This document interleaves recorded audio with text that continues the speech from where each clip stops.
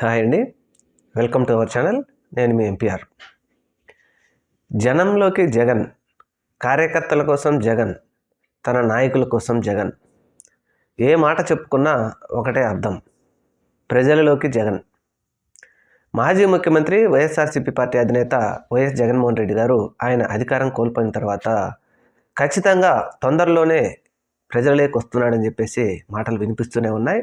జగన్మోహన్ రెడ్డి గారు అధికారంలో ఉన్నప్పుడు ప్రజల్లోకి చాలా తక్కువగా రాలేదు. అసలు వాస్తవంగా అప్పుడు ఆయన ప్రజలలోకి రచ్చబండ వస్తాడని, లేకపోతే ప్రతి కార్యక్రమంలో ప్రజల్లోకి వస్తాడు అనుకున్నప్పటికీ ఆయన మాత్రం ప్రజల్లోకి చాలా తక్కువగా వెళ్ళాడు.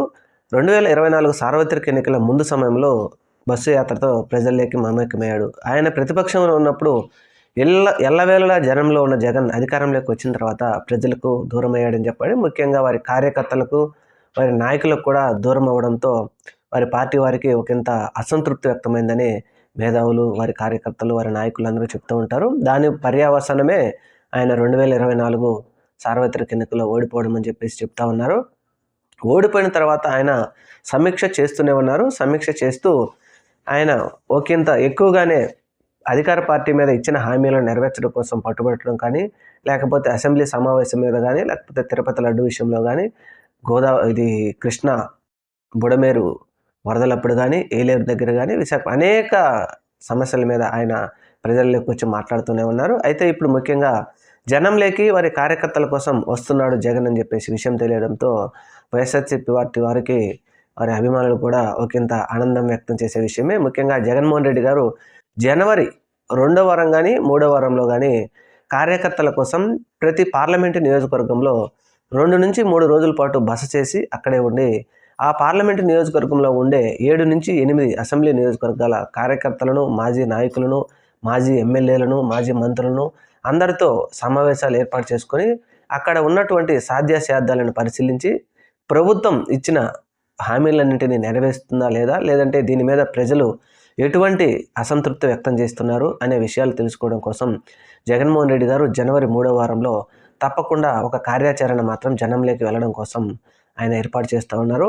దీనికి సంబంధించి విధి విధానాలు ఇంకా బయట పెట్టకపోయినప్పటికీ విశ్వసనీయ సమాచారం ప్రకారం ఖచ్చితంగా తన కార్యకర్తలను ఆంధ్రప్రదేశ్ రాష్ట్రంలో ఉన్న ప్రతి పార్లమెంటు నియోజకవర్గంలో ఒక నియోజకవర్గంలో 2 నుంచి 3 రోజుల పాటు ఖచ్చితంగా బస చేయడం కోసం ఆయన ప్లాన్ చేసుకుంటున్నారు.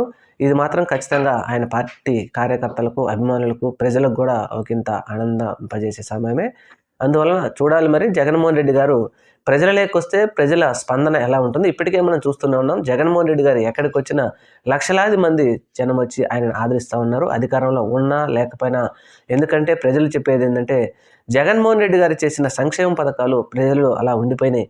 ఓట్లు వేయకపోయినప్పటికీ అది మనసులో ఉండిపోయింది. దానివల్ల ప్రజలు ఇప్పటికీ ఆయనను ఆదరిస్తూనే ఉన్నారని చెప్పేసి కొంతమంది చెప్తూనే ఉన్నారు.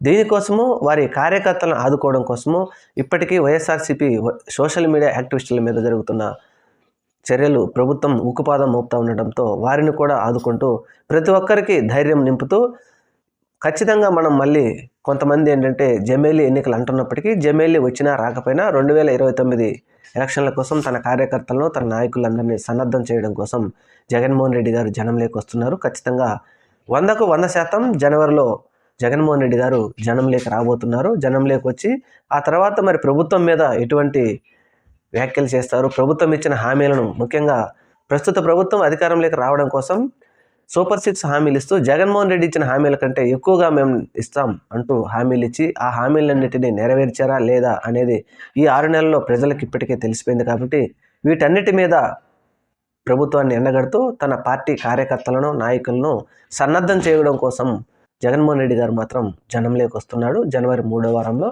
చూడాలి మళ్ళీ జగన్మోహన్ రెడ్డి జనంలోకి వస్తే ప్రభుత్వం కానీ లేకపోతే ప్రజలు కానీ ఏ విధంగా స్పందిస్తారో రాబోయే రోజుల్లో చూద్దాం. Thank you. మన ఛానల్ని తప్పకుండా సబ్స్క్రైబ్ చేయండి. నమస్కారం.